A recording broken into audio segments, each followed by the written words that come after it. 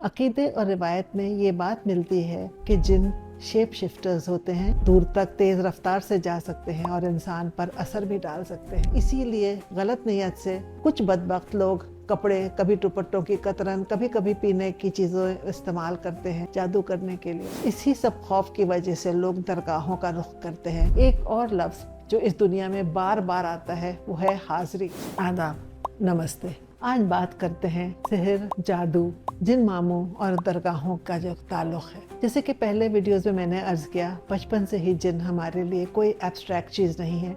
हम जिनों की कहानियों के साथ बड़े हुए हैं और उनकी इज्जत करना हमें सिखाया गया है, इसीलिए हम हमेशा जिन मामू कहते हैं। अकीदे और रिवायत में ये बात मिलती है कि जिन शेप शिफ्टर्स होते हैं, रूप बदल सकते हैं, दूर तक तेज रफ्तार से जा सकते हैं और इंसान पर असर भी डाल सकते हैं। यहीं से मजनू जैसा लफ्ज आया, यानी जिसे जिन ने छू लिया हो। और फिर आती है बात सिहर की, काला जादू की।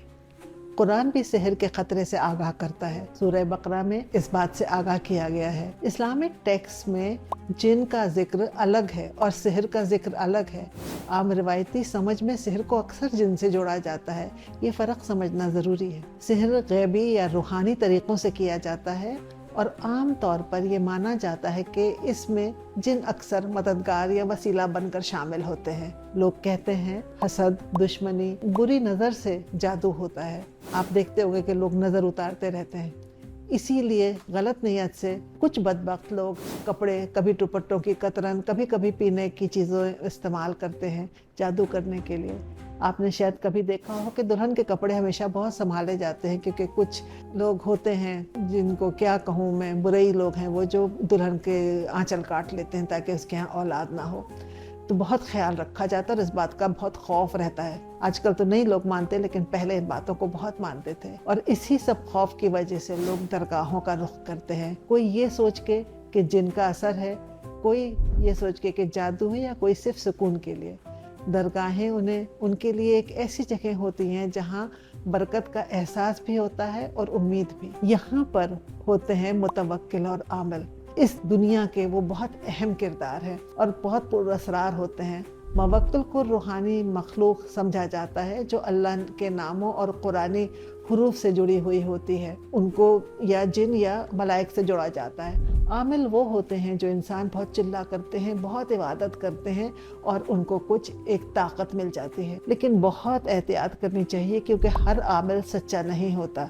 जो हर काम का वादा करे वो अक्सर धोखा ही देता है। हर काम सिर्फ अल्लाह कर सकता है। सच्चा सालिक कभी इस बात का दावा नहीं करेगा कि वो सब कुछ कर सकता है, वो तवक्कुल पे छोड़ेगा। एक और लफ्ज जो इस दुनिया में बार बार आता है वो है हाजिरी। एक तरफ ये दरगाह पे हाजिर होना होता है अदब, न्याज और तवज्जो के साथ। दूसरी तरफ ये उस रूह की हाजिरी है जो किसी शख्स पर सवार समझी जाती है, यानी कि असर है किसी पर। दरगाह में वो आमिल के सामने हाजिर या विजिबल होते हैं, फिर उसे निकालने की कोशिश की जाती है मुतवक्किल के जरिए। कहीं ये अमल सुकून देता है, कहीं लोग इसमें शिफा ढूंढते हैं। लेकिन यहाँ एक सख्त सवाल भी है, क्या हर पोजेशन या हर असर वाकई जिनका होता है? ये कुछ केसेस मेंटल इलनेस के भी होते हैं। ये सवाल भी उतना ही ज़रूरी है जितना अकीदा, क्योंकि कभी कभी दरगाह से तसल्ली मिलती है मगर दवा नहीं।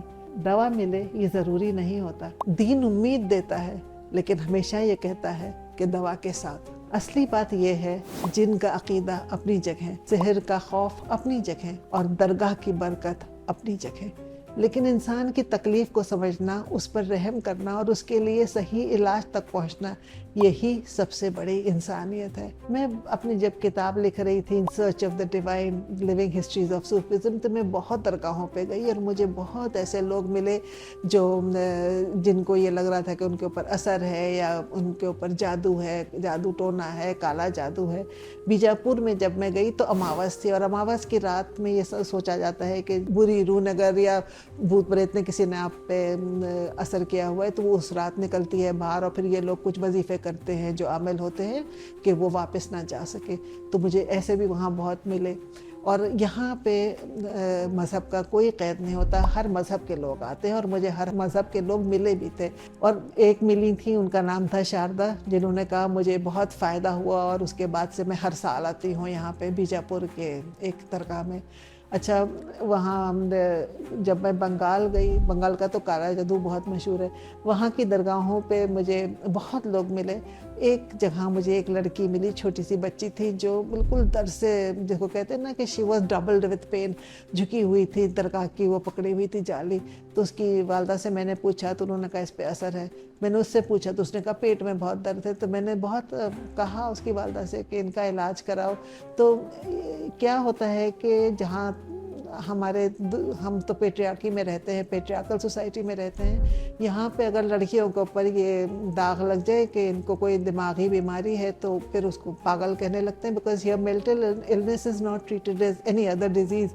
اس کو سیدھا پاگل قرار کر دیا جاتا ہے، اور پھر یہ ایک داغ ہے جو اس بچی کو یا اس لڑکی کو زندگی بھر ڈھونا ہوتا ہے، اور پھر شادی میں اڑنگے آ جاتے ہیں.